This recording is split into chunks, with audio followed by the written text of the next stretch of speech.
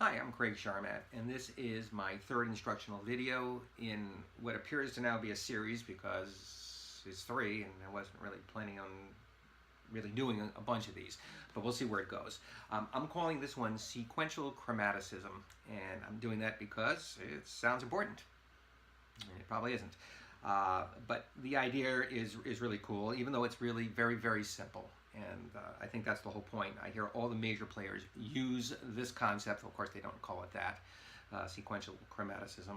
But I hear Borelli use it. I hear Stokolo use it. I hear Stefan use it. I heard Django use it in the old days. And as a side note, I'd like to make a recommendation not to use Herman Miller chairs for your practicing of guitar. They have arms and not the most practical thing, but they're good for when you're working as a composer. That being said, sequential chromaticism. Here's an old Django lick, which I would call in that vein, off a minor swing. So that's just a chromatic, very simple chromatic movement. Here's another one on one string. It's a good little pattern to get you from point A to point B. You can do it on other strings. I've heard Stokolo use two notes. That's another one. Here's a good one going up.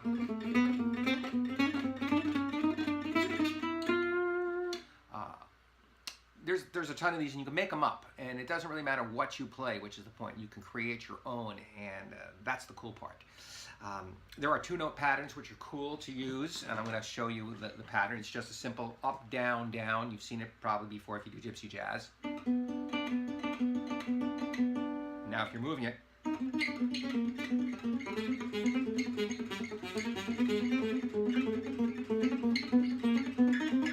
and again, you can use any kind of, interval you want. That's seconds. You can even.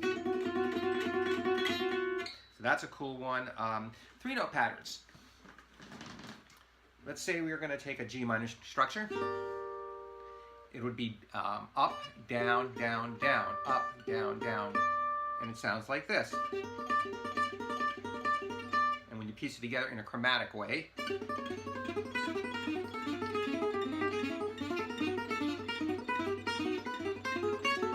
diminished. So those are chromatic ideas with sequences, and you've heard all the major players use this stuff. I have a sequence of swing chitane made back there also for demonstration purposes. I'm going to play the melody first, and then I'm going to stick a bunch of these ideas in a short solo. I'm not always going to stay with these chromatic ideas because they get old if you just do that and nothing else. But if you mix them in with a few other things, that should work really good for you. Okay.